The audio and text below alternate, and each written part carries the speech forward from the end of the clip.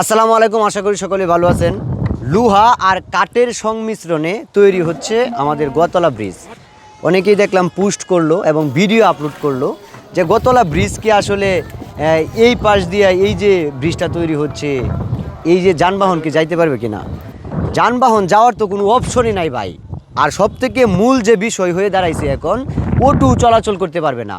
কারণ এই পাশে যে অটোগুলো আছে, এই পাশে যে অটোগুলো আছে, এটা যদি এই সামান্য জায়গাতে ক্রসিং করে তাহলে মানুষের যে দুর্ভোগ এটা আরও বেড়ে যাবে।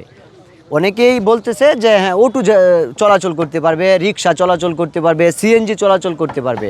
আমার মতে এই ব্রিজের উপর দিয়ে আর অটো কিংবা সিএনজি চলাচলের কোনো অপশনই নাই। এটা নিষেধাজ্ঞা দিয়ে দিতে হবে, কারণ জায়গা তো আর একটু আড্ডু না। এই পাশে যদি 4টে অটো থাকে, ওই পাশে 4টে অটো থাকে, এই 4টে অটো পার হওয়ার পর ওই 4টে অটো পার হইতে হইতে জনসাধারণের অবস্থা আরও খারাপ হয়ে যাবে এবং এখানে একটা মারামারির সৃষ্টি হবে। কারণ অটো ড্রাইভার এবং সিএনজি ড্রাইভার এরা হচ্ছে উগ্র প্রকৃতির ড্রাইভার। আমরা চাই এই যে দুর্দশাটা, এই যে নৌকা দিয়ে যাতায়াতের যে দুর্দশা, সেই দুর্দশা যাতে করে লাঘব হয় এবং মানুষজন যাতে করে নৌকা দিয়ে পারাপার না হতে হয়, সেটার জন্য মূলত এই ব্রিজটা তৈরি করা হচ্ছে। এবং এই ব্রিজটা মূলত ভারী যানবাহন বলতে আপনার 10-15 মন কিংবা 20 মন যাতে এটার উপর দিয়ে না নেওয়া হয়, কারণ এটা একদিনের জন্য তৈরি করা হয় নাই। এটা কিন্তু যেহেতু এই রাস্তাটা 2 লেন হবে, প্লাস হচ্ছে এটা সেতু হবে, তো সেক্ষেত্রে এটা যেহেতু দুবাউড়া থেকে এবং দুবাউড়া যে সড়ক পরিবহন বিভাগ আছে সেইখান থেকে যেহেতু এটার বাজেট হয়েছে, তো এমপি মহোদয়ের যেহেতু এটা নজরে আসছে, সেহেতু এটা মানুষ চলাচলের জন্য এটা তৈরি করা দিচ্ছে। তো এটা আসলে কতদিন লাগবে সেই বিষয়টা আপনাদেরকে জানাবো। ভাই আসসালামু আলাইকুম, কেমন আছেন? ভালো আছি। আপনারা যে এটা তৈরি করতেছেন, এটা কতদিন লাগবে? আর 2 দিন লাগবে মাত্র। আর 2 দিন লাগবে। এটা কতদিন ধরে তৈরি করতেছেন? এই প্রায় 1 সপ্তাহ। মানে এতটুক জায়গা তৈরি করতে কতদিন সময় লাগছে? 1 সপ্তাহ। 1 সপ্তাহ মানে এতটুক জায়গা তৈরি করতে 1 সপ্তাহ লাগছে। আর এই পাশ থেকে আরও আছে, এই পাশে 2 ডাবল, তাহলে 2 দিনে কিভাবে করবেন? এই 2 দিন হবে বলতে যেটা মানে কঠিন কাজ এটা আর কি শেষ, অনকালি সহজ কাজ মানে হয়ে গেলে যে তখন কাজটা কঠিন ছিল এটা শেষ করে ফেলছেন, এখন সহজের কাজটা হচ্ছে সামনে। হ্যাঁ, আচ্ছা, আপনারা এখানে মিস্ত্রি কয়জন? মানে কাজ যে করতেছেন কয়জনে করতেছেন কাজটা? 6 জন। 6 জনে করতেছেন। আপনারা 6 জন কি প্রতিদিনই কাজটা করেন? প্রতিদিনই 6 জনে কাজ করতেছেন। আচ্ছা, মূল বিষয়টা হচ্ছে যে বাইরে আমাদের আরও দাবি ছিল যে আরও হয়তো বা 15-16 দিন লেগে যাবে, কিন্তু মূল বিষয়টা হচ্ছে এমন না। এটা হচ্ছে আরও 2-3 দিনের ভিতরে হয়তো বা এই কাজটা কমপ্লিট হয়ে যাবে। এরপরে হয়তো বা যাতে মানুষের রিস্ক না থাকে, এবার পড়ে না যায়, সেটার একটা ব্যবস্থা হয়তো বা ওনারা করবে।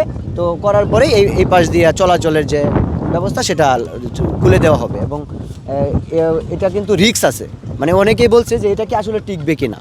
মূল বিষয়টা হচ্ছে যারা এটা তৈরি করছে সেটা হচ্ছে মূলত ভাই, এটা কি আপনি প্রথম থেকে ছিলেন এটা তৈরি করার?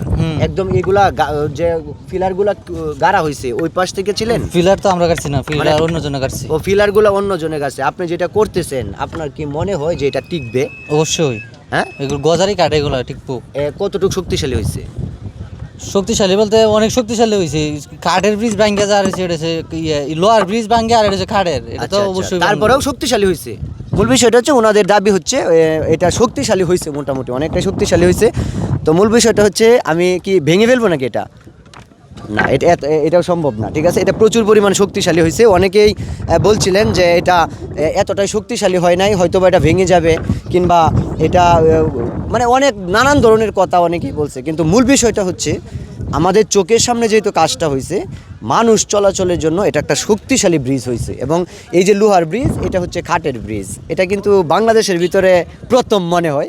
হ্যাঁ, এখন পর্যন্ত প্রথম, কারণ এটার সাথে এটা জোড়া দেওয়ার কোনো অপশন বাংলাদেশে আর দ্বিতীয় কোনো ব্রিজ নাই, হয়তো বা এটাই প্রথম। তো এটা নিয়েও একটা ভিডিও আমাদের হবে, আমরা একটু ওই পাশে যাব এবং বাইরের সাথে কথা বলবো। ঠিক আছে, যে আমার কিন্তু অনেক সাহস আসলে। ঠিক আছে, ছোটোবেলায় অনেক সাহসী ছিলাম, তো যার কারণে এই পাশ দিয়ে আসতে পারছি। ভাই কেমন আছেন? হ্যাঁ, ভালো আছি। আপনি যে এই যে ব্রিজটা তৈরি হচ্ছে আপনাদের জন্য কতটুকু উপকারে আসতেছে? তো মোটামুটি ভালো উপকারে আসছি। মানে আপনাদের দুঃখ দুর্দশা, এই যে মানুষজন যাতায়াত করতেছে, এটা তো একটু হলেও লাঘব হবে নাকি? হ্যাঁ, লাঘব হবে। তো আপনি এতে করে আপনি কাকে ধন্যবাদ দিবেন? এমপি কে নাকি উপজেলা প্রশাসনকে নাকি কাকে ধন্যবাদ দিবেন? উপজেলা প্রশাসন। উপজেলা প্রশাসন তো এমপির ধারাই কিন্তু উপজেলা প্রশাসনের আওতাধীন কাজটা হয়েছে। তো সেই ক্ষেত্রে আমরা দুজনকে ধন্যবাদ দিই, কারণ যেহেতু উনি কিন্তু দুইটা নৌকা দিছিল, হ্যাঁ, এমপি সাহেব কিন্তু দুইটা নৌকা দিছিল। তো এই দুইটা নৌকা কিন্তু অলরেডি চলতেছে, প্রতিদিন হয়তো বা এটার ভাড়া উনি ওনার পকেট থেকে দেয়, ঠিক আছে। তো অল্প কিছুদিনের মধ্যেই ব্রিজটা খুলে দেওয়া হবে। এই ব্রিজে জংকার পড়ে গেছে, তো আমরা চাই ব্রিজটা খুলে দেওয়া হোক এবং আপনাদেরকে আবারও পিছন থেকে দেখাবো, ঠিক আছে, যে ব্রিজটা তৈরি হচ্ছে। এই ব্রিজটার পিছনের অবস্থান আপনাদেরকে দেখানোর চেষ্টা করব। এই হচ্ছে অবস্থান। তো এটা দেখতে কিন্তু অনেক সুন্দর এখন পর্যন্ত, কিন্তু কিছুদিন পর মানুষের যাতায়াতে এটা একদম অবস্থা খারাপ হয়ে যাবে। তো আমরা সেই দিকে খেয়াল রাখবো যাতে করে এই ব্রিজটাকে আর কোনোভাবে ক্ষতিগ্রস্ত না করা হয়। তো সকলে ভালো থাকবেন, সুস্থ থাকবেন, থ্যাংক ইউ।